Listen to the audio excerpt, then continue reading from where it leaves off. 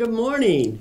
Good morning, Mary Pat McKee with Indy Boomer Magazine show. I'm sitting here this morning with Wesley Young, and we are going to be talking about some pre-planning that you guys need to be thinking about for either yourselves or your folks as well. But before we jump into that, I want to do a couple of things. First of all, I want to thank Walford Theater, Jim Walford, Logan Street Signs and Banners, and for this beautiful theater in which we are sitting in today.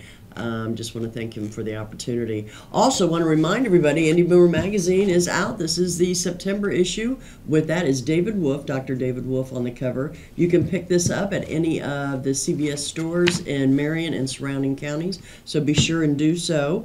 One thing I'd like to point out too, Wesley's been on the show with me a couple of different times. They write our Money Matters page in the magazine. It's got great information if you are trying to figure out the money scenarios, the money nightmares. I'm sorry, that's probably not a good word, but it can be a nightmare. It's that time of year. If you're trying to figure out for your folks, or like I said, even for yourself. So let's jump in, Wesley. Okay. We want to talk today about pre-planning. Yes. Boy, that just is wide open. What are some of the benefits? Tell us about all that. Right, and pre-planning in the realm of benefits. Benefits that I work on are veterans benefits and nursing home benefits. So veterans benefits that help pay for in-home care, assisted living, nursing home as a cash payment from the VA for qualifying veterans and their surviving spouses. Right. And Medicaid, which in my interpretation is nursing home stays. So right. Those are the kind of benefits that affect a lot of folks, and that's what we want to talk about, pre-planning for those today. You don't want to do it in a crisis, even though that happens. Well, a lot of times it does happen, and that's what triggers people to try and find out information that they aren't familiar with. What are some, what are IRAs? What's the difference? You were just talking to me about wills and life insurance policies. Tell us about some of those vehicles. Yeah, in a crisis situation, obviously when there's a stroke or a fall or some kind of bad health situation, and a nursing home stay is needed. And again, a nursing home stay in Indiana is about $7,000 a month, so it's shocking in and of itself. Now, do you mean for rehab, or do you mean for rehab is covered by Medicare? Okay. Up to 100 days. You don't get 100 days unless you qualify. And by qualifying, you have to be continually getting better. So Medicare says once you come out of the hospital and you've been there for a 3-day stay, that's not a qualifying observational. I guess it has to be qualifying, not observational. Right. Medicare will pay for your rehabilitation as long as you're getting better. Once you've gotten as good as you're going to get, they're going to kick you out. So the 100 days is only a maximum. Most people get about 35. So at that point, you got two choices. You go home or you don't. Right. And not going home is very expensive. Right. Because that means you're going across the hall. And here in Indiana, it's about $230 a night, $7,000 a month. And that's for skilled care. That's for 24-hour. In an everyday nursing home. And then you have a spouse at home, and that's another $2,000 because they still have to live. So now we're at $9,000 a month on an average income in Indiana of $2,500. There's a shortfall. Roll. Yeah, exactly. It's a little too short. So to qualify for Medicaid in Indiana, you have to be down to the applicant has to be down to $2,000 in assets. Well, that means IRAs, stocks, life insurance. How much in assets? $2,000 for the applicant is all that they can have in savings. Wow. So us men, in the generation of folks who are older now, worked, had the IRA, but also the ones who get sick and die first. So, if I had an IRA, us women planned it that way. Well, you guys do a fair amount of work at home, which we choose not to do. Right. Exactly. Right, because it's equal or worse when it comes to effort and time than we put in the office. Yeah, you don't want to discount it. Yeah. Absolutely not. So, so an IRA and things have to be pulled down. Well, if I have an IRA in my name and I go to the nursing home and I've got to be down to $2,000 and I say I have a $150,000 IRA, it's got to be pulled down in 1 year, and Uncle Sam just licks his chops and says, we'll take 28% of that. Not to mention that usually the rest of it has to be spent on the nursing home. So as my wife or community spouse is thinking, well, that's what we were going to live on, and now it's gone, and she might be 70 years old with a life expectancy of 89, thinking, uh-oh. Well, how am I going to do it? So do we really want to have one spouse on Medicaid and the other one on welfare? I mean, so pulling things down, selling stock at the wrong time, pulling down IRAs, getting rid of life insurance because cash values or the face amount's too high, all those kind of things happen at the time of the crisis, because how long do you want to pay $7,000 a month before you start taking action? Most people do. Right. A lot of times they start giving things away, which is penalties for Medicaid, or doing things that affect them tax-wise, which could be detrimental. So pre-planning really makes a lot of sense, because if you have any kind of early diagnosis of Alzheimer's, dementia, Parkinson's, or just old age in general, to where you think, if you live long enough, you might need some care. Most people do. Right. We're not all fortunate enough to live to 89 and not wake up. We'd all check that box if we could. Yeah. Right. Exactly. Yeah. But if all of your assets are in an IRA or in the market or things like that, maybe it makes sense to pull down 10 or 15% of those a year, pay the tax a little at a time at a lower tax bracket, start to wash it all out, consolidate it together. Now, well, what would you do with it? Would you put it in another shelter? Just another? Fewer places. You wouldn't believe how many people come to me with 6 checking accounts and 3 savings accounts. Well, how many checking accounts does a person need? Right. 1. Yeah. How many savings accounts do you need? Well, really none, because the interest is no different. Imagine trying to balance 6 checking accounts. It was different when a savings account paid you 3% interest and you kept the balance of your money there. Now it pays you 0.00 something. I think we pay them. I think banks are done paying interest. I really do. Even a CD you have to go a long way to get 1%, almost 5 years to get 1% in an interest rate of a CD. Well, why lock your money up? You might as well put it under the mattress for that rate. Yeah. So consolidating things for the kid's sake, for the parents' sake, kind of preparing for that. Long-term care insurance is great. We talked about that last week, and as one of your podcasts from the show. But once your health isn't good enough, you can't get it. It's not an option. It's not like you can wait to get it, because if you wait to get it, you absolutely can't get it. No, you had some great options for pre-planning. Yeah, so, pre-planning, but also long-term care. Right, and the market. Market as of a day or so ago was down for the year. Well, we're in mid-October, and the market's down for the year. So if you're relying on, as a senior, your money to be in the market and sustaining you, not only are you paying fees and costs, but you're losing ground. Again, under the mattress is a safe place. So I don't advocate that, but maybe pulling some things out and getting them in a little bit more of a mobile position in case health issues come up, because we need to be able to act. So anybody with an early diagnosis of some kind of a health issue, or somebody single that's getting older, really should take a look at things and maybe start pulling them down. Okay, well, we're going to take a quick break, but when we come back, I want to talk about that scenario you were talking about, if the gentleman had this big IRA, about him possibly transferring that to his wife, and then the money still, how all that works. So anyway, we're going to take a short break, and we'll be back here in just a few minutes. Thank you.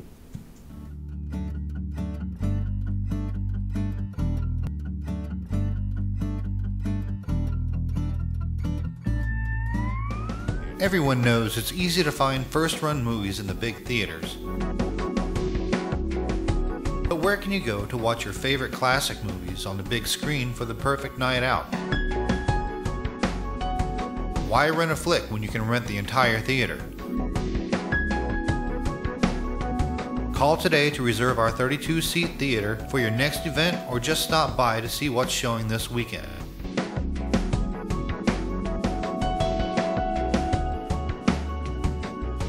The 14 by 7 foot screen and the high quality digital surround sound system offers all the amenities you would expect from the big theaters, with a laid back atmosphere and comfortable seating of your own home. Wofford Theater at 1744 South 10th Street in Noblesville gives you the classic movies you want with a big theater experience.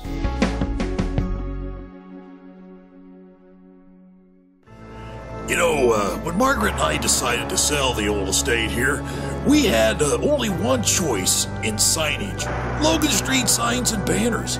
Conveniently not located on Logan Street anymore, but rather located on 10th Street on the south side of Noblesville.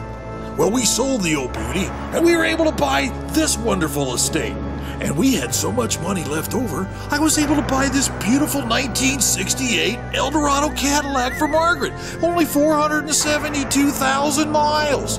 Margaret loves it because it's got those big seats and that heavy-duty suspension to support her svelte frame.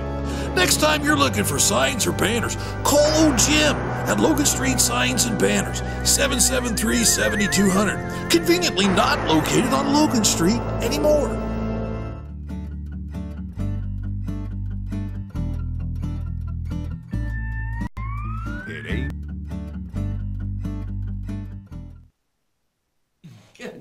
Good morning. Oh my goodness, it's still morning. It hasn't turned to afternoon yet. I'm Mary Pat McKee. I'm with Indy Boomer Magazine.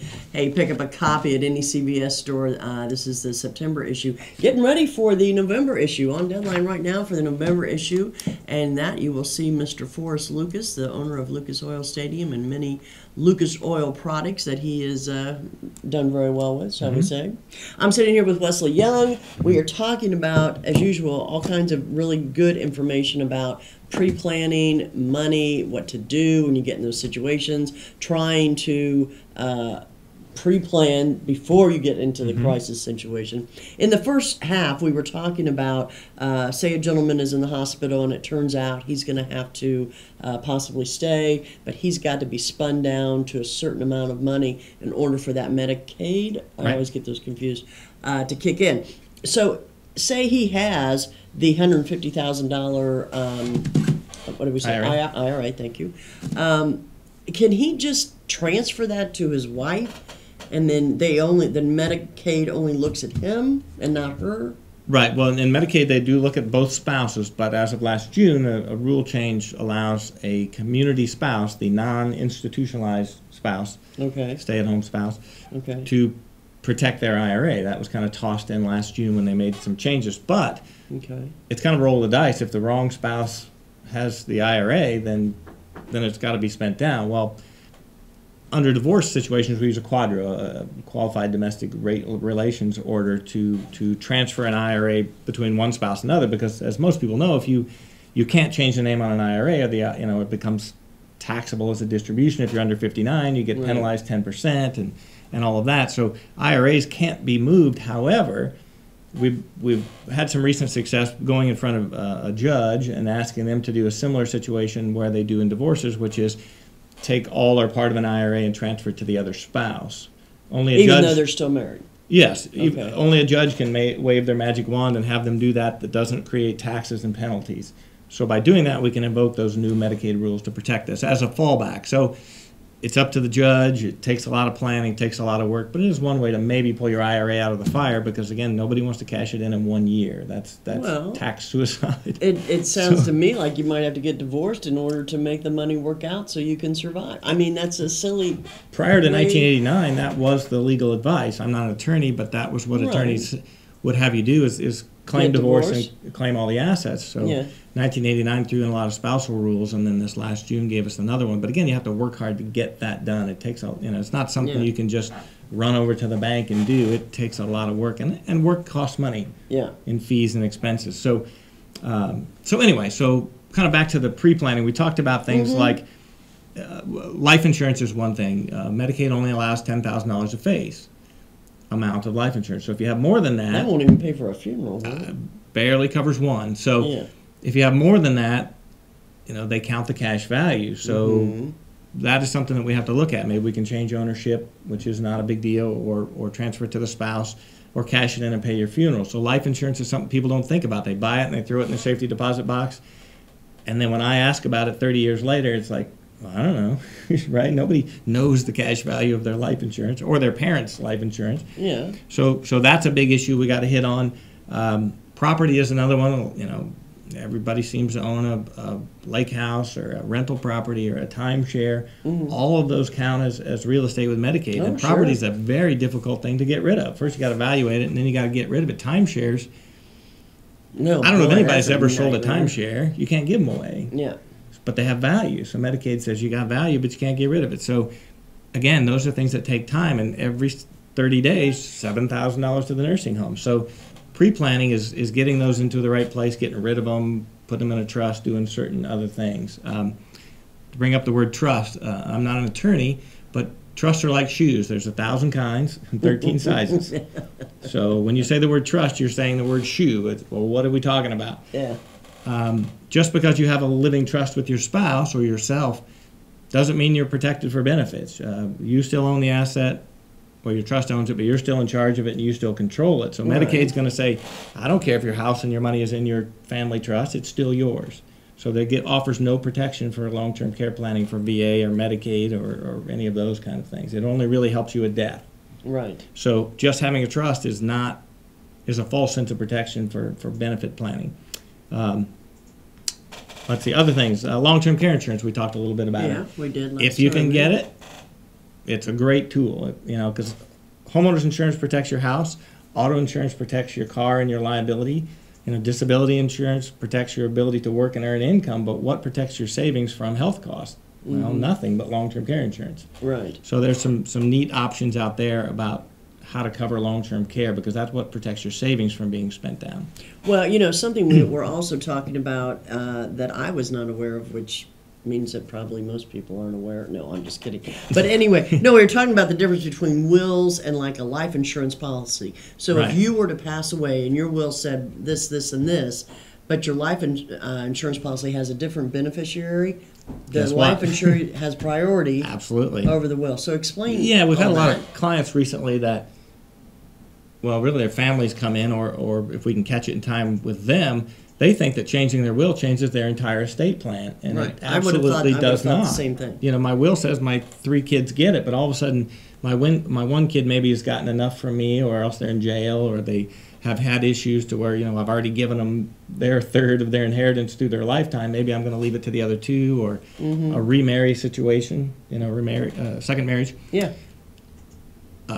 If you have life insurance, when you filled out that application and you wrote a beneficiary on that line, that's who that money's going to. They do not stop and read your will to say, oh, it goes to your 3 kids. They're going to give it to whoever's written on the beneficiary line. IRAs, same way. They have a beneficiary. That's who it's So going say to. say you did get divorced, and that person you were married to the first time is on that life insurance. They're going to get it. Oh, yeah. There's a wonderful article from years ago called the something pickle up out in the Northeast. This gal got married, or this gal was a teacher, and she got married, and she put her first husband on her 401k plan at work. Well, over the course of 30, 40, 50 years of teaching, Yeah. she had divorced and gotten remarried. Well, she never changed the beneficiary. So when she retired and died and had $1 million in her 401k, it went to her first husband because she never changed the will. Or she never changed the beneficiary. Yeah. The will said second husband, Right. but the beneficiary on her IRA said first husband, and didn't go over well. No, I imagine it did. She probably turned over in her grave. but- Yeah, so wills, life insurance, IRAs, annuities, annuities that hold money, they all have beneficiaries. That's who's getting that money. Your will only collects what's left in the estate, a car, a house, a checking account. So what attorneys would call the residue of the estate. After everything's gone where it's supposed to go, the residue of the estate is controlled by the will. So yeah, that will go to what you changed it to, maybe the 2 kids and the neighbor, or whatever you've changed it to, but everything else is going quickly via beneficiary. So that life policy in your bank box, that Wow. annuity that you have at the bank, think twice about reviewing that stuff about every 5 years. Well, I think everybody should make I know it's not New Year's yet, but should make it a plan in 2016, I think I will, to have all of my assets looked at. I've got old 401ks, I've got a life insurance, and a will, and 3 kids. I mean, you're right, I don't remember what I did. Yeah, who's the first beneficiary on your first life policy that you bought? Couldn't tell you. Or you had it your probably first my job. dog that's passed away by now. I don't know. It's hard saying. Absolutely. So Yeah. it does, you kind of say leave a plan, don't leave a mess. It only takes a few minutes to really kind of go through things and point out some issues that can be changed, because Yeah. once somebody dies, you can't change a beneficiary. Right. It's all locked up. And As we get older too, I mean, that's something, like you said, you never know what's going to happen tomorrow. So it That's would right. make sense to pre-plan and not be like that lady on the East Coast that left all that money to her first husband, which I'm sure she did not mean to do. Hey, Yep. couple of things. This show is also on Hamilton County Radio Monday through Friday at 6:30 West. Give them a phone number real quick of how they can reach you. yeah, our company is Senior Solutions Consulting, and our phone number is Indianapolis 317-863-0213. Very good. Hey, want to remind everybody on Sunday morning on Channel 8 on Wish, you will, if you watch at 10:30 Boomer TV with Patty Spittler, we've got, this week we still have Sammy Terry and some other things, French Lick, and some good segments on the show. So be sure and tune in. We will see everybody here next week. Thanks for watching. Thanks. Bye-bye.